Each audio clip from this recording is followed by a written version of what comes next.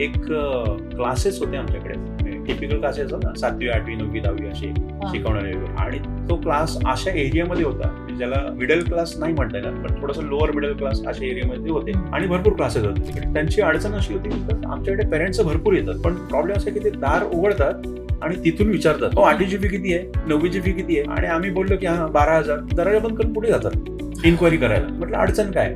बोला नाही, समोरचा जर आतमध्ये आला आणि तो जर ऐकून घेतलं त्याने आमचं, आम्ही त्याला कन्व्हिन्स करू शकतो. सो त्यांच्या म्हणण्याप्रमाणे त्यांचं सेल्स स्ट्रॉंग आहे, पण तो आत येऊ दे, तो आतच येत नाही, तो दारातूनच विचारतोय. म्हटलं इथं फार सोपं आहे. आता इथे सोपं काय होतं, एक गोल्डन रूल आहे, आयदर तुम्ही कन्व्हिन्स करा किंवा कन्फ्युज करा. कन्व्हिन्स करण्यासाठी तो आत यायला पाहिजे, तो येत नाही, तुम्ही कन्व्हिन्स नाही करू शकत. सो आता कन्फ्युजन इथे काय क्रिएट करता येईल, जेव्हा कोणी दारातून विचारतंय तर तुमची 8वीची फी किती आहे, आधीचं उत्तर होतं 12,000. म्हटलं आता 1,000 सांगायचं. तो बोला नाही, पण आपली 1,000 नाहीये.